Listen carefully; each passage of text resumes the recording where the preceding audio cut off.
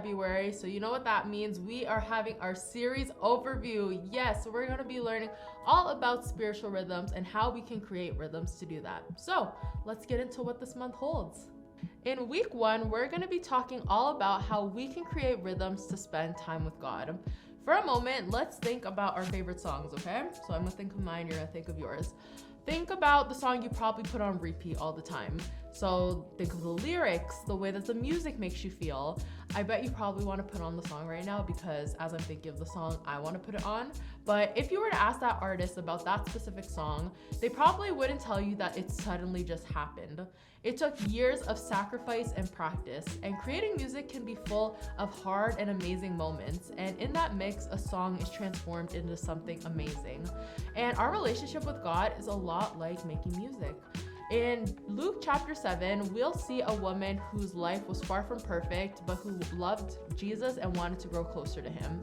And even though it was something that was definitely really difficult, she started to create a regular rhythm of connecting with him.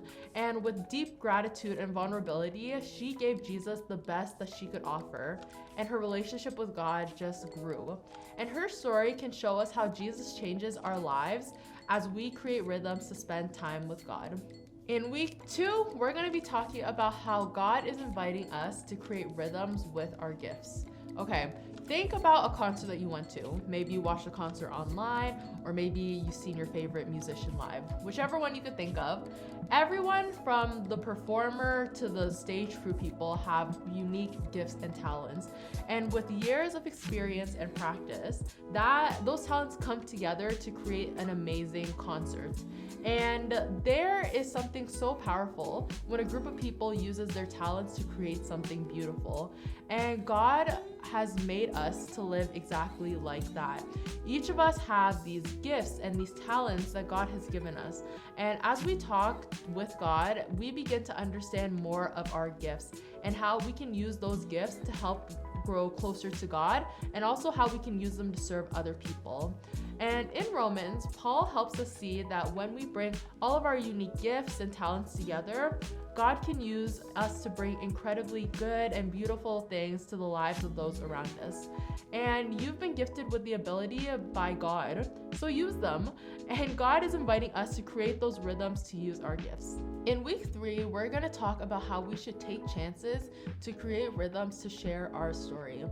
So there are some songs that make your face kind of scrunch up and you're thinking like, nah, this one ain't it, like this ain't the song. Maybe it's the beat, maybe the melody, but most of the time it's because the song doesn't really tell much of a story. And don't get me wrong, okay, not every song has to tell a story, but the great songs help us when we're going through something and usually tell an amazing story that we can relate to. And there was a moment in Acts chapter 8 where Philip, a follower of Jesus, meets somebody from out of town.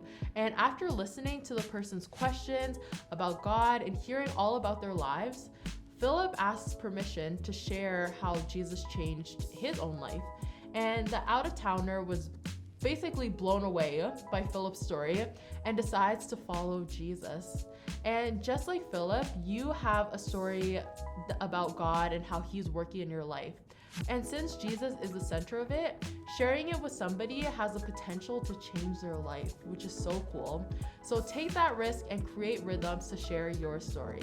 And in week 4, the early church shows us that our lives are fuller when we create rhythms to spend time with others. Every musician has their moment when maybe they're playing with the music and a group of people and something just kind of feels off.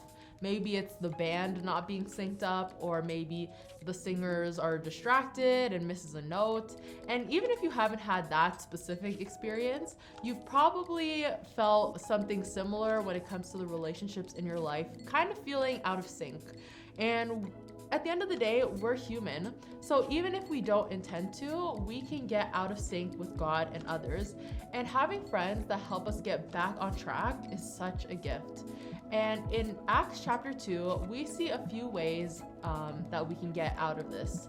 And when the early church spent time together listening to God's words, serving those in need, and even thanking God in praise and worship for all that the Spirit has done, they saw that their friendships get locked in like a band that has been playing for years together. And the early church shows us that our lives are fuller when we create rhythms to spend time with one another. Okay, that is all for our February recap. I hope that you guys are able to join us Sunday mornings at 10 a.m. We start off in the auditorium doing worship, and then we come and join together to do our lesson in the youth room. So I hope to see you guys there this month. Bye.